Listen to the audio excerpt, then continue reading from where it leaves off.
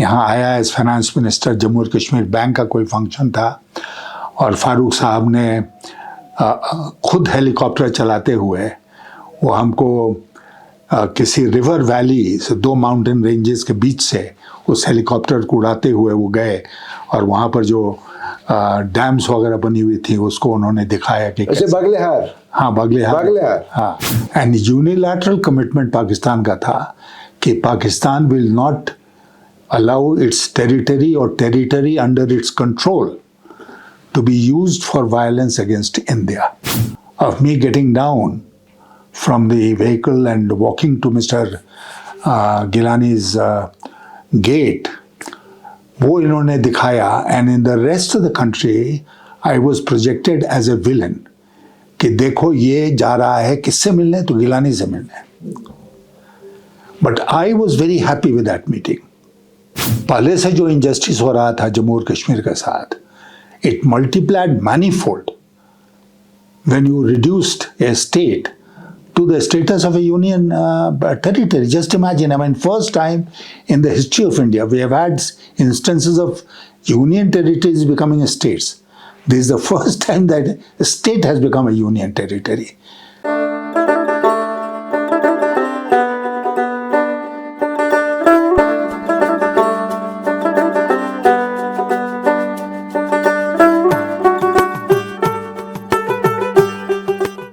उजाले अपनी यादों के हमारे साथ रहने दो। कश्मीर लाइफ में आपका खुशामदीद। मैं हूं मसूद हुसैन और मेमोरीज जो यादें की हमारी सीरीज़ है उसकी एक और कड़ी लेकर मैं आपकी खिदमत में हाज़िर हूं। आज हम जिस शख्सियत से मुलाकात कर रहे हैं वो नहायत ही इम्पॉर्टेंट है, क्योंकि वो काफ़ी टाइम से कश्मीर के हवाले से एक वॉइस बन के उभर आए हैं। मेरी मुराद है जनाब यशवंत सिन्हा जी से, जो मुल्क के फॉरेन मिनिस्टर भी रह चुके हैं और 2 बार फिनांस मिनिस्टर भी रह चुके हैं, और इनका कश्मीर के साथ काफ़ी टाइम से एक नाता रहा है। आज उस नाते के हवाले से हम बात करेंगे। जनाब सिन्हा जी, आपका खुशामदीद कश्मीर लाइफ के शो में। बहुत बहुत आपका शुक्रिया। तो मैं शुरुआत इस बात से करना चाहूँगा कि 1990 में आप फिनांस मिनिस्टर थे और 1990 वो दौर था जब यहाँ अनारकी था। तो अब उस दौर में जो पब्लिक स्पेंडिंग थी, आप फिनांस मिनिस्टर थे, अब कैसे मैनेज करते थे? मैं अब भी परेशान हूँ कि उस ज़माने में क्या होता था। नहीं, आपने एक दुखती रग पर उंगली रखी है, क्योंकि 1990-91 में जब बहुत कम समय के लिए मैं फाइनेंस मिनिस्टर बना और चंद्रशेखर उस समय देश के प्राइम मिनिस्टर थे, तो वो बहुत ही एक मुश्किल दौर था हमारी इकोनॉमिक हिस्ट्री में। मैं समझता हूँ कि शायद हमारी जो इकोनॉमिक हिस्ट्री रही है उसमें उतना मुश्किल दौर कभी नहीं रहा है, और it was just an accident कि I happen to be in that post at the wrong time. तो बहुत मुश्किल से हम लोगों ने, जिसको कहते हैं कि पाई पाई काउंट करके किसी तरह मुल्क को बचाया। सबसे मुश्किल उस समय सबसे मुश्किल प्रॉब्लम क्या था? सबसे मुश्किल प्रॉब्लम ये था कि हमारे पहले की जो सरकारें थीं उन्होंने जो बाहर से कर्जा लिया वो तो लिया ही, लेकिन एक शॉर्ट टर्म डेट होता है। शॉर्ट टर्म डेट का मतलब ये हुआ कि आप उसको 2 महीने में, 3 महीने में, 6 महीने में, मैक्सिमम 6 महीने में आप उसको चुका देंगे। तो वो जो डेट था हमारे मुल्क का, वो करीब $5 बिलियन था। अब आज $5 बिलियन बहुत मामूली रकम शायद समझेंगे लोग, लेकिन उस समय के लिए बहुत बड़ी रकम थी। जबकि हमारा टोटल फॉरेन एक्सचेंज रिजर्व घटते घटते $2 बिलियन पर आ गया था। तो $5 बिलियन को कैसे सर्विस करते? तो इसलिए देश के फाइनेंस मिनिस्टर के नाते मैंने ये तय किया कि मैं इंडिया को बास्केट केस नहीं बनने दूंगा। बास्केट केस हम उस हालात में बन जाते जब हम ये जो देनदारी थी, जो रोज़मर्रे के बेसिस पर थी कि आज इतना पैसा देना, आज इतना पैसा देना है तो लौटाना है। तो मैंने ये तय किया कि किसी भी हालत में हम डिफ़ॉल्ट नहीं करेंगे। अगर हम डिफ़ॉल्ट करते तो हमारी साख पर बट्टा लगता और हम बास्केट केस बन जाते। तो बहुत मुश्किल से रिज़र्व बैंक के साथ मिलकर कहीं कहीं से, जैसा हमने कहा, पैसा जोड़कर और हम लोगों ने उस देनदारी को पूरा करने का काम किया। वह भी दौर था, आपको शायद याद होगा, जब यूएस ने इराक के ऊपर हमला किया और इराक के ऊपर हमला करने का नतीजा ये हुआ कि पेट्रोलियम प्रोडक्ट्स की जो कीमतें थी और कच्चे तेल की जो कीमत थी वो एकदम बिल्कुल आसमान पर। तो हमारे फॉरेन एक्सचेंज रिजर्व्स जो बहुत कम थे उसके ऊपर और ज़्यादा असर पड़ा। तो क्या करते, तो एक ऑप्शन सुझाया गया कि जो मुल्क में हम पेट्रोल डीजल वगैरह बेचते हैं हर आउटलेट से, उसको राशन किया जाए। फिर हमने ये सोचा कि नहीं, ये बड़ा इम्प्रैक्टिकल स्टेप है और इससे पैनिक और बढ़ेगा, तो इसलिए हम लोगों ने वो कदम नहीं उठाया और किसी तरह मैनेज किया कि हम सप्लाईज जारी रखेंगे और जो आएगा पेट्रोल स्टेशन वगैरह पर उसकी जो भी डिमांड होगी वो हम पूरा करेंगे। तो उस मुश्किल दौर को किसी तरह हमने मैनेज किया। और मुझे याद है कि एक दिन पार्लियामेंट में खड़े होकर मैंने कहा था कि मैं लाया हूँ तूफ़ान से कश्ती निकाल कर। तूफ़ान ही था और बहुत मुश्किल से देश की कश्ती को बाहर निकाला था उस तूफान। मतलब मेरे सवाल का एक मकसद ये था कि उस दौर में जब पूरे देश की इकोनॉमी बहुत ही चैलेंजिंग सिचुएशन में थी, तब जम्मू कश्मीर की सूरत हाल बहुत बिगड़ी थी, बहुत अबतर थी। तो यहाँ कुछ हो ही नहीं रहा था। उस वक्त की जो इकोनॉमिक सिचुएशन, आप पब्लिक स्पेंडिंग था, जो भी प्लान्स थे जम्मू कश्मीर के हवाले से, वो आप कैसे मैनेज करते थे? कुछ हो ही नहीं रहा था। नहीं, वो जम्मू कश्मीर की बात तो थी ही, आपको याद होगा, वो यहाँ के लिए बहुत ही मुश्किल दौर था। और शुरुआत हो गई थी जब वीपी सिंह देश के प्रधानमंत्री थे उस समय से। तो वो बहुत बड़ा एक डिमांड था। फिर यहाँ से जो भी उसका जो भी वजह रही हो, बहुत बड़ी तादाद में पंडित यहाँ से बाहर चले गए। अब वो रेफ्यूजीज़ बन गए अपने मुल्क में और उनकी देखभाल करना भी एक बर्डन आ गया गवर्नमेंट ऑफ इंडिया के ऊपर। तो कश्मीर की मदद करना, रेफ्यूजीज़ की मदद करना और जैसे पूरे मुल्क को to get it going and continue to keep it going, वो मसला यहाँ भी था। और आप जानते हैं कि जहाँ तक कश्मीर का सवाल रहा है, जम्मू और कश्मीर का, तो काफ़ी सारे सेंट्रल ग्रांट्स यहाँ के लिए थे, जिसमें डिफ़ॉल्ट करते तो यहाँ के लोगों को तकलीफ़ होती। तो हम कोशिश यही कर रहे थे कि नहीं, जो पैसा मिलना है वो जम्मू और कश्मीर को मिलता रहे।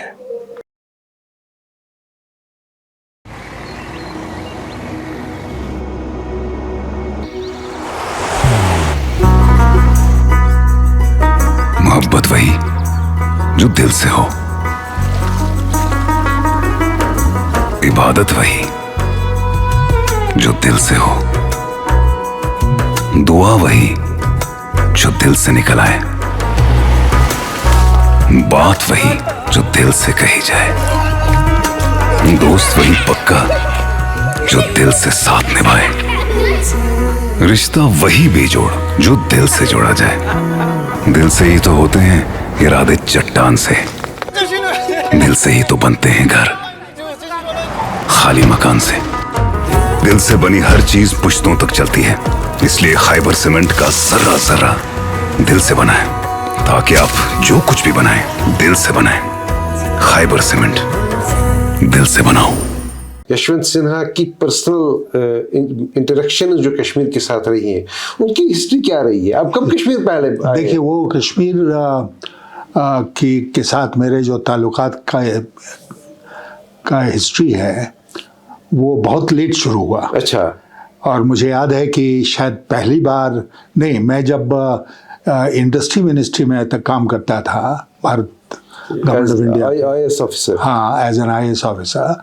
तो उस समय मैं कश्मीर आता जाता था, बिकॉज हैंडलूम एंड हैंडीक्राफ्ट एक जो सब्जेक्ट था वो मेरे जिम्मे था। अच्छा। और मुझे याद है यहाँ पर एक IAS ऑफिसर थे, जेटली उनका नाम, Ashok Jaitley. Ashok Jaitley, he was director of industries. Right. तो मैं आता था, बल्कि आज ही मैं किसी को कह रहा था, हम उधर से गुजर रहे थे कि यहाँ झेलम के किनारे एक सरकारी गेस्ट हाउस है, बिल्कुल, उसमें हम आकर ठहरते थे और यहाँ पर मुलाकात बात होती थी कि कैसे हम उस पर्टिकुलर इंडस्ट्री को न केवल जिंदा रखें बल्कि उसको और आगे बढ़ाएं। तो उस समय मेरा आना जाना शुरू हुआ। उसके बाद मैंने तय किया कि मैं ब्यूरोक्रेसी छोड़ूंगा, IAS की नौकरी छोड़ूंगा। तो मैंने फिर हम लोगों ने मिलकर सोचा फैमिली के साथ कि जो हमारा last leave travel concession due है, अच्छा, हाँ, उस लीव ट्रैवल कंसेशन को लिया जाए अच्छा, और हम कश्मीर के दौरे पर चले। अच्छा, तो हम यहाँ पर आए एज ए टूरिस्ट, अच्छा, अपने फैमिली के साथ, और हम लोग खूब घूमे। और मुझे याद है, अब ये जगह का नाम याद नहीं पड़ रहा है, लेकिन फिर भी इतना याद है कि हम लोग पैदल कहीं से कहीं दूर तलक चल के गए। रास्ते में बर्फ़ गिरने लगा, हमारी वाइफ जो थी वो बहुत परेशान हुई। कपड़े हमारे पास एडिक्वेट नहीं थे, लेकिन एक डाक बंगला था जहाँ तक हम पहुँचना चाहते थे, तो वहाँ पर उस डाक बंगले तक पहुँचे, रात वहाँ गुजारी, आग वाग जलाई गई और खाना वाना बनाया जो वहाँ के खानसामा थे उन्होंने, और फिर दूसरे दिन हम लोग वहाँ से वापस लौटे। तो आए थे as a tourist. That was my last visit as a civil servant. अच्छा।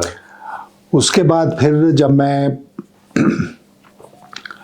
फाइनेंस मिनिस्टर बना 1991 में, तब मैं जम्मू और कश्मीर के साथ मैंने डील किया।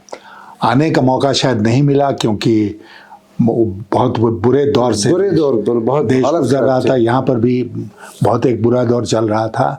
लेकिन फिर 1998 में जब मैं फाइनेंस मिनिस्टर बना और फारूक अब्दुल्ला साहब यहाँ चीफ मिनिस्टर थे उस समय, तो हमारा ताल्लुकात बढ़ा। और मुझे याद है कि मैं यहाँ आया एज फाइनेंस मिनिस्टर, जम्मू और कश्मीर बैंक का कोई फंक्शन था, और फारूक साहब ने खुद हेलीकॉप्टर चलाते हुए वो हमको किसी रिवर वैली से 2 माउंटेन रेंजेस के बीच से उस हेलीकॉप्टर को उड़ाते हुए वो गए, और वहाँ पर जो डैम्स वगैरह बनी हुई थी उसको उन्होंने दिखाया कि अच्छा, बागलेहार। हाँ, बागलेहार, हाँ। तो वो सब करते हुए, तो अच्छा, वो खुद चलाया उन्होंने, खुद हेलीकॉप्टर चला के और सब कुछ एक्सप्लेन करते हुए वो आए, और बहुत खातिर तवज्जो हुई और हमें बहुत खुशी हुई कि हम जम्मू और कश्मीर एक बार फिर आए। तो वो एक दौर था 1998 टू 2004, जब जम्मू कश्मीर बैंक का हेडक्वार्टर शुरू हुआ। हाँ, नया शुरू। I attended that function। हाँ, आप ही ने तो शुरुआत की मैंने थी। शुरुआत की थी। तो उसके बाद से फिर मैं एक्सटर्नल अफेयर्स मिनिस्ट्री में चला गया 2002 में, और फिर आप इमेजिन कर सकते हैं बहुत आसानी के साथ कि जम्मू और कश्मीर का मुद्दा पाकिस्तान बराबर ये कोशिश करता रहा कि इसका इंटरनेशनलाइजेशन हो, और हम उसका विरोध करते रहे। तो मुझे याद है कि हम जब इंटरनेशनल कॉन्फ्रेंसेस में जाते थे, इंक्लूडिंग UN कॉन्फ्रेंसेस, कहीं पर भी, तो मुशर्रफ साहब या उनके मिनिस्टर्स वहाँ मौजूद रहते थे और ज़ोर ज़ोर से वो कश्मीर का मुद्दा उठाते थे। और फिर एक बहुत हमारे लिए तकलीफ़ की बात होती थी उस समय। I was not very happy doing it, लेकिन हम काउंटर करने के लिए मजबूर थे पाकिस्तान को, और काउंटर करते थे। तो वो एक दौर गुजरा। फिर उसके बाद 2004 में we demitted office, as you know, और उसके बाद as a member of parliament हमने जो हमारा रिलेशनशिप था पाकिस्तान के साथ, उसमें हमने बहुत इंटरेस्ट दिखाया। ट्रैक 2 में, और पाकिस्तान में एक ऑर्गेनाइजेशन था जो हमें, उसने पहली बार बुलाया पाकिस्तान, इस्लामाबाद गए हम और लोगों के साथ। और फिर उसके बाद जाहिर है कि उसमें कश्मीर का मुद्दा आता रहा, वो हमारे यहाँ आते रहे, हम उनके यहाँ जाते रहे। कश्मीर के मुद्दे पर भी उनसे बातचीत होती रही ट्रैक 2 में।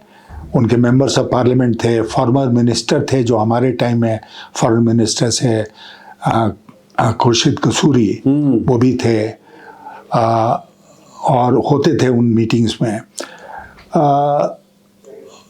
लेकिन मुझे ये कहते हुए कुछ अफसोस हो रहा है कि मैंने अंडरस्टैंडिंग की बड़ी भारी कमी देखी। एक दफ़ा मुझे याद है कि मैंने कहा अपने इंटरलोक्यूटर्स को, I told him that you right all your grievances or all your issues with respect to India on a piece of paper and give it to me. I will write on behalf of my country all the issues that we have with you.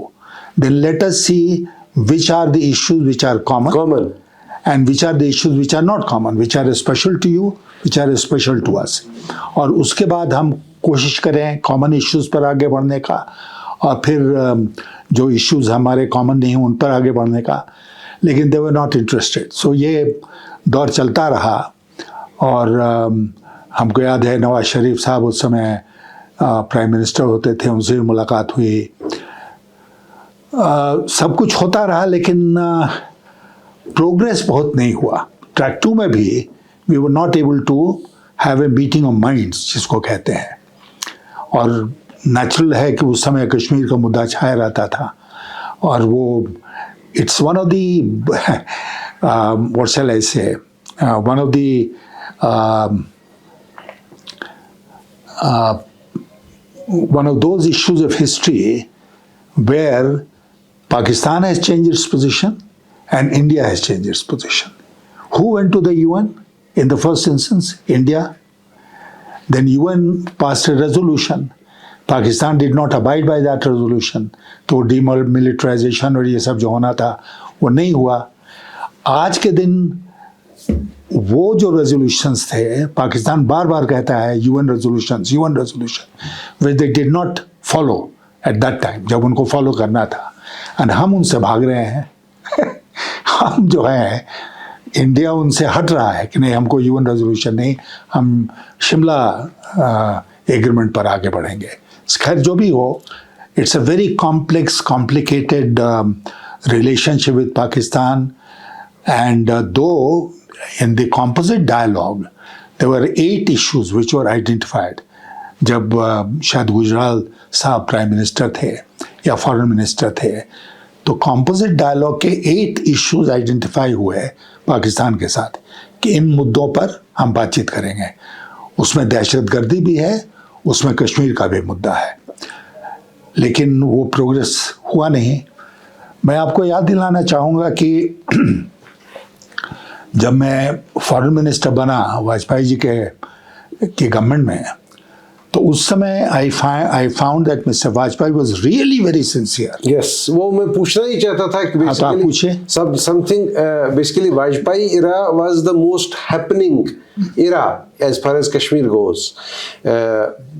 External dimension तो अपनी जगह, लेकिन internally बहुत कुछ हो गया, बहुत कुछ हुआ, and you are part of the entire process. तो वाजपेयी जी का जो कश्मीर के तय उनकी जो सोच थी, और जिस सोच का हमने समर देखा, हैपनिंग्स देखी, तो कुछ बताएंगे हम उस दौर के हवाले से? First as finance minister I was a member of the cabinet committee on security, and as you are aware the Cabinet Committee on Security consists of, apart from the Prime Minister of India, the Home Minister, the External Affairs Minister, the Defense Minister, and the Finance Minister. So as Finance Minister, I automatically became a member of the Cabinet Committee on Security. और जो मसले आते थे important उस समय, वो आते थे Cabinet Committee on Security के सामने।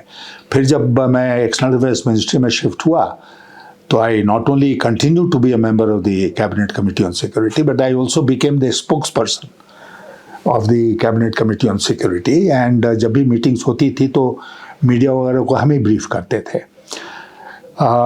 और मुझे वो भी दौर याद है जबकि 2004 में, a few months before we demitted office because we lost the election, there was a SARC meeting in Islamabad. पता नहीं आप उसमें गए कि नहीं? नहीं, मैं नहीं गया। हाँ, लेकिन सार का एक इंटरेस्टिंग वहाँ पर मीटिंग हुई और पहले मीटिंग में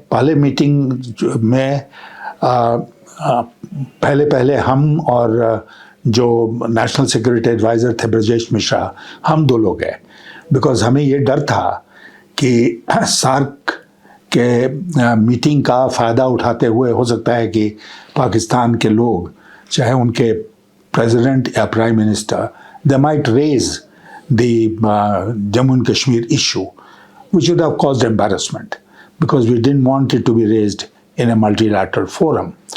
So we went there first to find out कि ये पाकिस्तान के लोग जो हैं, प्रेसिडेंट और प्राइम मिनिस्टर, ये मुद्दा उठाएंगे क्या. तो we were assured from the Pakistani side कि नहीं, वो कश्मीर का मुद्दा नहीं उठाएंगे. Then we advised Mr. Vajpayee कि you can come to attend the conference, और मिस्टर वाजपेयी गए इस्लामाबाद, और प्राइम मिनिस्टर जमाली जो उस समय थे पाकिस्तान के, मुझे अभी भी याद है, वो एयरपोर्ट पर थे उनको रिसीव करने के लिए, which was a very good gesture that Pakistan showed. And उसके बाद वो मीटिंग हुई, बहुत सारी बातें उसमें हुई सार्क को लेकर. फिर बायलैटरल डिस्कशंस भी हुए, और बायलैटरल डिस्कशंस प्रेसिडेंट मुशर्रफ के लेवल पर हुए. और उसके बाद on the 6th of January 2004 a joint press statement was issued, a very carefully drafted joint press statement of 6th January 2004. और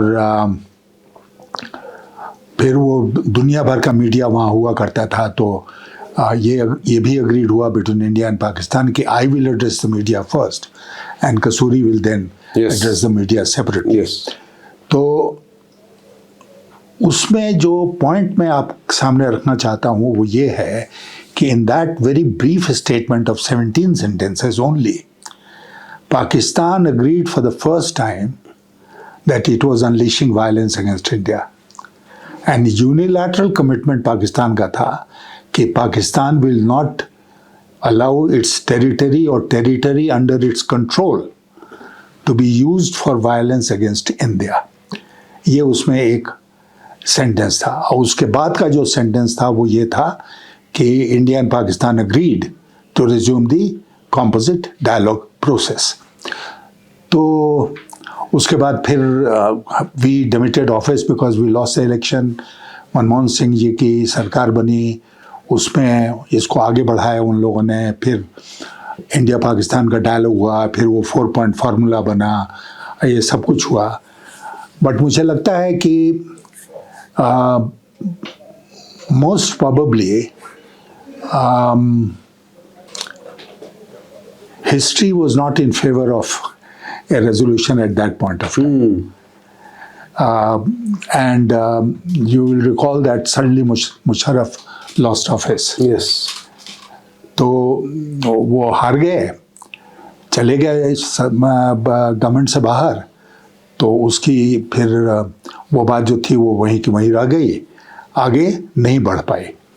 That was intervention of fate, I would say, in India-Pakistan relationship. नहीं तो मुझे पूरी उम्मीद है कि उस समय शायद हम लोग आगे बढ़ते और 4-point फार्मूला या जो भी फार्मूला होता. नहीं, ये 4-point फार्मूला क्या है, ये कहाँ से आया? नहीं, वो बातचीत आपस में होती थी उस समय. फॉरेन सर्विस का ऑफिसर है Sati Lamba, he was the interlocutor on behalf of India. और मुझे बताया गया, क्योंकि I was not in government, I was outside, कि उन्होंने नेगोशिएट किया अपने काउंटर पार्ट के साथ, पाकिस्तानी काउंटर पार्ट के साथ, 4-point formula, and then it had the approval of the government of India and the government of Pakistan. क्या था वो नहीं किसी को पता कि वो 4-point फार्मूला क्या था, but it was a formula of peace, इतना पता था. It was a formula to make the borders irrelevant, ये भी बात खुलकर आई सामने मीडिया में. लेकिन that was not to be, and therefore, as I said, fate intervened, and वो जहाँ का तहाँ रह गया. और फिर वही ढाक के तीन पात चले जा रहे हैं हिंदुस्तान पाकिस्तान एक दूसरे के खिलाफ. जैम कैश व्हीकल्स एक सायादार दरख्त की तरह कई खिदमात लोगों की आसानी के लिए फराहम करता आया है, जैसे नई गाड़ियों को खरीदना, सेकेंड हैंड गाड़ियों की खरीदो फरोख्त, तिजारती गाड़ियाँ भी मैसर होंगी और 2 व्हीलर व्हीकल्स भी दस्तयाब यहीं। आपके लिए गाड़ी चलाना आसान हो, उसके लिए मारुति ड्राइविंग स्कूल की खिदमात, अपनी गाड़ी के लिए जरूरी सामान खरीदना हो या चलते चलते गाड़ी खराब हो जाए और ठीक करानी हो, उसके लिए वर्कशॉप भी यहीं। तशरीफ लाएं jam cash vehicles, Haiderpura, Srinagar. हमें खिदमत करने का मौका दें। तो हुआ क्या बेसिकली, वाजपेयी जी ने शुरुआत जो की बहुत पॉजिटिव, बहुत मतलब ओपन हार्टेड। तो उसके बाद मनमोहन सिंह जी आ गए तो उन्होंने भी उसको आगे बढ़ाने की कोशिश की। फिर मनमोहन सिंह जब यूपीए के दूसरी बार आ गए तब रोल बैक होना शुरू हो गया और वो रोल बैक अब तक जारी है। अब मैं बताता हूँ आपको, Vajpayee ji was trying to tackle the issue on 2 tracks. One was our internal issue of the government and the people of Jammu and Kashmir. तो वो उन्होंने उसमें आगे बढ़ने का काम किया और उनका फेमस फार्मूला जो था आपने सुना होगा, इंसानियत, जमहूरियत, कश्मीरियत, तो वो बहुत पसंद आया लोगों को और उस पर काम आगे बढ़ता रहा, यहाँ तक कि it's one of those strange events of history that mister Vajpayee got a hardliner like Mr. Advani, who was the Home Minister, to talk to the Hurriyat in Delhi. आपको याद होगा? बिल्कुल याद है। तो हुर्रियत से भी बातचीत हो रही थी, because we wanted to embrace all elements and see that genuine progress was made. In order to do what? In order to win the hearts and minds of the people of Jammu and Kashmir. सबसे important जो बात थी वो यही थी। और आज भी अगर मैं जम्मू और कश्मीर में लगा हुआ हूँ तो my guiding light is the Vajpayee formula. I am not coming with any new formula, I am coming with the Vajpayee formula which unfortunately has been abandoned by the BJP itself as far as Jammu and Kashmir is concerned. तो because I am convinced कि अगर उस फार्मूले पर हम चलेंगे तो we'll be able to find a genuine resolution here. तो one track of Vajpayee approach was Jammu and Kashmir. The other track was Pakistan, because he was also interested in normalizing relations with Pakistan and establishing durable peace with Pakistan. तो इसलिए वो लाहौर गए बस यात्रा करके, फिर उसके बाद उनकी बातचीत होती रही, which finally resulted in the January 6, 2004 statement. इसी बीच में बहुत उतार चढ़ाव हुआ, because terrorist attacks हुए, including on Parliament of India. आपको याद होगा? Then forces were mobilized on both sides on the border and the international line of control. यहाँ वहाँ 10 महीने तक forces ऑपरेशन पराक्रम एक दूसरे के सामने रहे. Any accident could have happened, but God forbid नहीं हुआ. तो फिर उसके बाद when I took over in the External Affairs Ministry, I remember gradually we started withdrawing those forces and Pakistan भी हुआ. फिर उसके बाद आपको याद होगा कि यहीं श्रीनगर में वाजपेयी जी आए थे और वाजपेयी साहब ने यहाँ पर आके कहा कि extend my hand of friendship to Pakistan. Remember that? बिल्कुल, हाँ, वॉच दैट स्पीच. हाँ, और उसके बाद से फिर हम लोगों ने, because I was in the ministry of external affairs at that time, we started taking unilaterally many measures to normalize relationship with Pakistan. Or then Pakistan responded and a lot of progress was made. Ceasefire हुआ, मतलब internal यहाँ तक सियाचिन तक गया ceasefire. और उसके बाद दोनों रेलवे लाइन राजस्थान में और पंजाब में उससे शुरू हुआ ट्रांसपोर्ट. यहाँ पर हम लोगों ने जो लाइन ऑफ कंट्रोल में पाकिस्तान का हिस्सा है उसमें हम लोगों ने खोल दिया उस रास्ते को उरी से आगे. तो प्रोग्रेस वाज मेड एंड ऐसा लगा कि ठीक ठाक हो जाएगा. Unfortunately, as I said, we demitted office. Manmohan Singh came, he continued on the same track, but then Musharraf lost office in Pakistan. और एक जोक है इंडिया पाक कॉन्टेक्स्ट में, लोग कहते हैं कि the best chance of peace between India and Pakistan is when there is a BJP government in India and there is a military government in Pakistan. Pakistan, yes. I don't know how far it's true because there is a BJP government today in Delhi, but वो किसी काम का नहीं है. फारूक साहब के दौर में वापस जाना चाहूँगा जब उन्होंने आपको जहाज़ में बगलिहार दिखाया. बगलिहार जम्मू कश्मीर का बहुत बड़ा प्रोजेक्ट था. पहली बार जम्मू कश्मीर की सरकार ने कोशिश की कि हमारे यहाँ पानी के इतने ज़खायर हैं, हम तो छोटे छोटे पन बिजली के प्रोजेक्ट बनाते हैं, कोई बड़ा सा बनाएं, लेकिन पैसा नहीं मिला. हम पे एक ऐसा भी स्टेज आया जब डोनर्स जब इन्होंने बैंक्स ने कंसोर्टियम्स ने हमको ये कहा कि आप अपना कंसोलिडेटेड फंड लीन रख लो. मतलब that is the most humiliating kind of condition that any lender can do.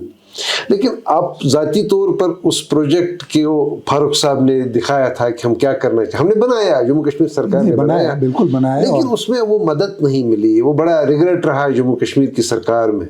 देखिए उसमें पहले तो ये रहा ना कि पाकिस्तान ने ऑब्जेक्ट किया under the Indus water. Pakistan her project का ऑब्जेक्शन करता है, लेकिन ये हुआ कि टाइम निकल गया ना उसमें. उनका ऑब्जेक्शन आया, फिर वर्ल्ड बैंक में गया, फिर वहाँ पर बातचीत हुई, ये सब कुछ हुआ.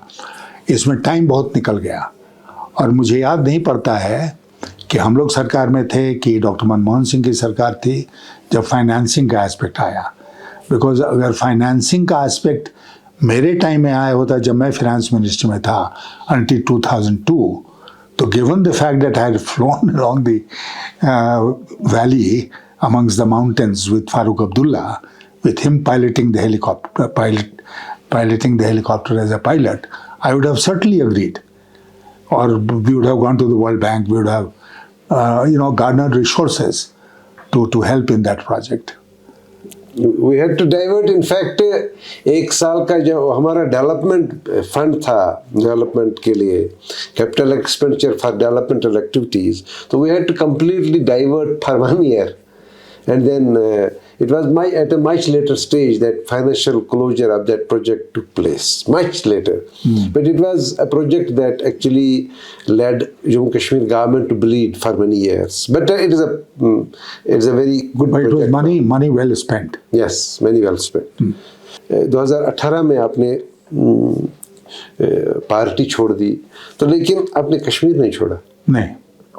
क्यों नहीं छोड़ा? सब कश्मीर को सब ने छोड़ा, आपने क्यों नहीं छोड़ा? देखिए मैं बताऊं आपको, एक कुछ सिविल सोसाइटी के लोगों ने मिलके दिल्ली में इंडिया इंटरनेशनल सेंटर में एक मीटिंग की. This is the history of my re engagement with Jammu and Kashmir in the capacity of what would you call an activist. तो उस मीटिंग में मुझे भी उन्होंने इनवाइट किया, मैं भी गया. वहाँ पर जम्मू और कश्मीर की बातचीत होती रही. तो ये हुआ कि फिर लोगों ने कहा कि साहब let a delegation go to Jammu and Kashmir and we want Yashwant Sinha to lead that delegation. तो 4-5 लोग तैयार हुए और हम सब आ गए. कब? 2016 पोस्ट बुरहान वानी's किलिंग. आप उस समय का सिचुएशन यहाँ याद? बिल्कुल याद है मुझे. We came here and I remember that straight from the airport we went to meet who? Mr. Gilani. Straight हम वहाँ गए और जब वहाँ हम पहुँच रहे थे तो मोड़ पर ही मीडिया बड़ी तादाद में खड़ी थी और वहाँ से हम लोग पैदल उनके गेट तक गए गाड़ी छोड़कर और मीडिया पीछे फॉलो करती रही. फिर अंदर हम गए. अंदर तो खैर मीडिया नहीं आई, लेकिन वो पिक्चर जो था, video of me getting down from the vehicle and walking to mister Gilani's gate, वो इन्होंने दिखाया. And in the rest of the country I was projected as a villain कि देखो ये जा रहा है किससे मिलने? तो गिलानी से मिलने. But I was very happy with that meeting. और मुझे याद है वो पब्लिक डिस्कोर्स में नहीं आया कभी। हम लोग की बड़ी अच्छी बातचीत हुई और उन्होंने अपने हिसाब से हमें जम्मू और कश्मीर का हिस्ट्री समझाया। मैंने उनसे कहा भी, मुझे अभी भी याद है कि गिलानी साहब ये मत भूलिए कि मैं इस मुल्क का वज़ीर ख़ारजा भी रहा हूँ, वज़ीर ख़जाना भी था, वज़ीर ख़ारजा भी रहा हूँ, तो मुझे भी कुछ नॉलेज है हिस्ट्री। हाँ, so we'll discuss it some other day. We'll not discuss history. I don't want to waste your time and mine. और बहुत अच्छी मीटिंग रही। आई केम बैक वेरी सेटिस्फाइड। और उसी ट्रिप में आपको याद होगा कुछ समय बिकॉज यहाँ के हालात ठीक नहीं थे तो स्कूल्स बंद हो गए थे और बहुत लोगों ने कहा कि साहब आप लोग आए हैं तो कुछ कीजिए स्कूल्स को चालू करवाने के लिए, बच्चों का जो मुस्तकबिल है वो ख़राब हो रहा है।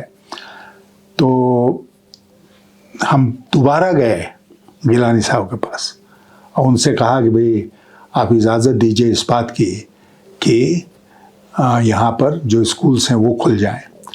और we kind of acted as intermediaries between him and the administration here. And मुझे जो सबसे ज़्यादा सेटिस्फैक्शन मिला वो ये मिला कि we succeeded in getting the schools reopened. और फिर हम लोग आते रहे, लोगों से मिलते रहे और आज भी I am trying to keep that interest alive though I am approaching 90 years of age। बुढ़ा हो गया हूँ लेकिन फिर भी मैं लगा हुआ हूँ कि जो जम्मू और कश्मीर के लोग हैं इनसे ताल्लुकात बनाकर हम पीस की कोशिश करें। अब इस ट्रिप में जब हम लोग आए हैं we met Omar Abdullah, but Omar Abdullah is only half a chief minister. ये जो डायरकी यहाँ इस्टेब्लिश हो गया है उसमें उनके पावर्स बहुत लिमिटेड हैं and unlimited powers are being enjoyed by the unelected LG. LG से हम लोगों की मुलाकात नहीं हुई बिकॉज वो शायद मुझे टाइम ही नहीं देंगे हमको। आपने कोशिश की? नहीं, हमने कोशिश भी नहीं की। हमने कोशिश भी नहीं की बिकॉज हम जानते हैं कि कुछ निकलने वाला नहीं है, तो इसलिए कोशिश भी हमने नहीं की। और देखिए अगर कोशिश करने से कुछ निकलेगा तो दिल्ली से निकलेगा, यहाँ से नहीं निकलेगा। और मुझे लगता है कि उसमें यहाँ public sentiment and public pressure will be most important जो काम करेगा। Otherwise nobody is bothered. Nobody is bothered in Delhi, nobody is bothered in the rest of the country. आपके एक्सपीरियंसेस क्या रहे हैं? आप 2019 के बाद, 2019 was major landmark in Jammu Kashmir's history when a state became a union territory, when the assurances like Article 370, 35A were rolled back, read down. तो मतलब उसके बाद भी आप आते रहे? हाँ, तो बिकॉज वी फेल्ट दैट पहले से जो इनजस्टिस हो रहा था जम्मू और कश्मीर के साथ it multiplied manifold when you reduced A state to the status of a union territory. Just imagine, I mean, first time in the history of India, we have had instances of union territories becoming states. This is the first time that a state has become a union territory. तो आप क्या, what is the message that you want to send to the people of Jammu और Kashmir?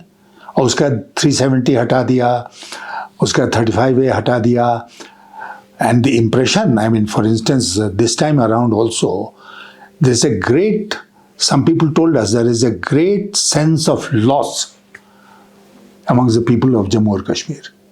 The great sense of loss of identity that they have, they are suffering from, and there are of course other injustices.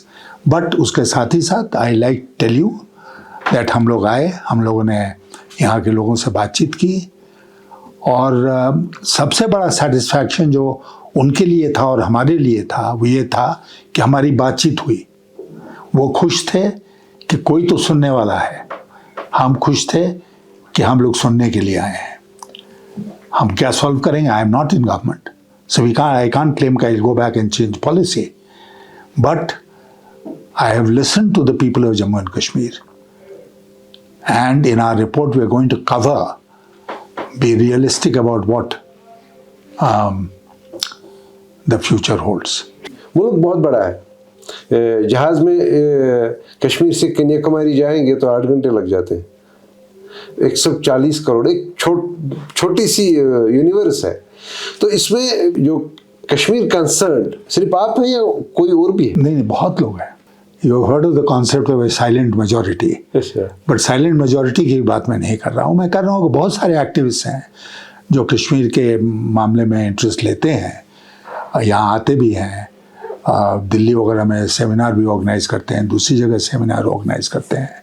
I'll give you an instance. I remember I was invited to a function in Hyderabad after one of my visits to talk about Jammu और Kashmir. Imagine की है हैदराबाद में, और वहाँ पर जो भी तकरीर हो रही थी उसमें मेरे ठीक पहले जस्टिस चलमेश्वर जो थे सुप्रीम कोर्ट के, उनकी तकरीर हुई थी। When he heard कि I was speaking immediately after him on the issue of Jammu and Kashmir, he stayed back to listen to me. So that shows the interest.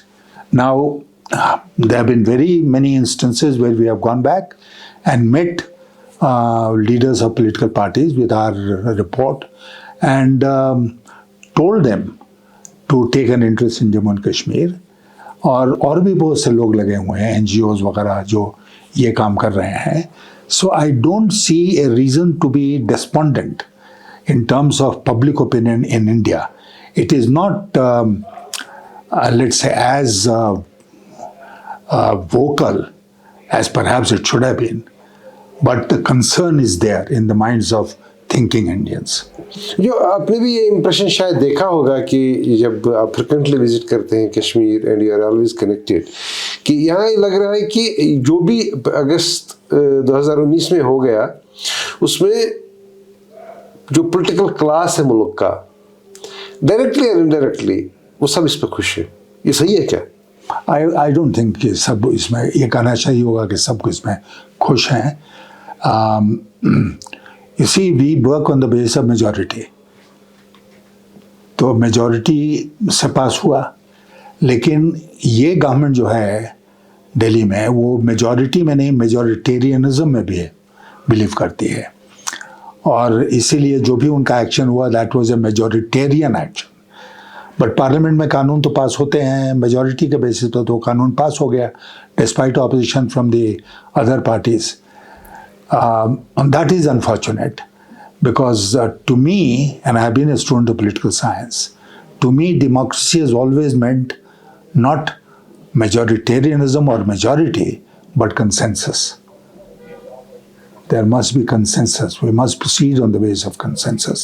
And I can give you any number of examples where when I was working with Mr. Vajpayee, we could have carried something in parliament on the basis of majority, but we didn't, and we worked for consensus with the opposition parties. आज वो process खत्म हो गया, आज बातचीत नहीं होती है. I mean, when was the last all-party meeting held on the issue of Jammu and Kashmir? क्योंकि जो हुकूमत में बैठे लोग हैं वो शायद सोचते हैं कि नहीं, सब कुछ यहाँ चंगा है तो फिर काहे के लिए गड़े मुर्दे खोदने जाओ. और हो सकता है कि majority of the people in this country also believe that everything is very good, hunky-dory here, which is so far removed from truth. But है. तो इस कन्वर्सेशन के आखिर में, क्योंकि आपका ऑलरेडी शेड्यूल फिक्स है, आप कहीं जा रहे हैं, तो मैं पूछना चाहूँगा कि क्योंकि you are well connected with the political class in Jammu and Kashmir, आप फ्रिक्वेंटली विजिट करते हैं, लोगों से मिलते हैं, सो how do you see the future of Jammu and Kashmir politics? It is society, it as an erstwhile state, it as a society and a polity, a thriving society once upon a time. How do you see? I am optimistic. I am optimistic. It was a huge mistake to reduce the status of Jammu and Kashmir to that of a union territory, and the government of India will have to change it sooner than later. And the NC government here has been elected with a big majority. Then they will be the real rulers of Jammu and Kashmir. Governor's role will be that of a constitutional governor. And that is the time when the progress on the ground, यहाँ पर जो welfare और development के measures हैं, they should be implemented very seriously, and they should also take up the issue of the various problems that the state has with the government of India. लेकिन आपका optimism कहाँ से आ रहा है? आपकी सोच है मेरी राइट लेफ्ट से कहीं तो कुछ नहीं, नहीं रहा है। मेरी ऑप्टिमिज्म इस बात से आ रही है कि if you are indulging in injustice, it can't be a permanent state. It cannot be कि आपने injustice आप करते गए एक के बाद एक. Jammu and Kashmir was full of problems even before it was reduced to UT. अब आज क्या है कि लोग कह रहे हैं कि भाई हमारा स्टेटहुड दो, बट केवल स्टेटहुड मिल जाना क्या सारे प्रॉब्लम्स का सोल्यूशन है? नहीं है. The real solution of the problems will start after you get the statehood. अब वो तो मिलना ही चाहिए. ये तो बहुत बड़ी जाती हुई है यहाँ के लोगों के साथ. ये यशवंत सिन्हा जी, उनके जो ये हमेशा से कश्मीर के साथ जुड़े रहे हैं काफ़ी टाइम से, कभी directly as when he was in the government and later when he was not in the government, ये फ्रिक्वेंटली आते हैं और फ्रिक्वेंटली बात करते हैं. इनकी जो ऑब्जर्वेशंस हैं बड़ी इंपॉर्टेंट हैं, हिस्ट्री का हिस्सा रहेंगी. तो इन्हें इस वक्त किसी और प्रोग्राम में जाना है, तो हमारे लिए काफ़ी इतना वक्त दे दिया. हम आपके बहुत मशकूर हैं और आपके भी कि आपने ये पूरी कन्वर्सेशन सुन ली. It was just a conversation. I didn't want कि मतलब कोई चीज़ ज़रूरी मुझे पूछनी है. मैं चाहता था कि आप जितनी बात, इसलिए it's so smooth. It was so smooth, so nice of you sir. Thank you. मुझे सब है याद ज़रा ज़रा, तुम्हें याद हो कि न याद हो.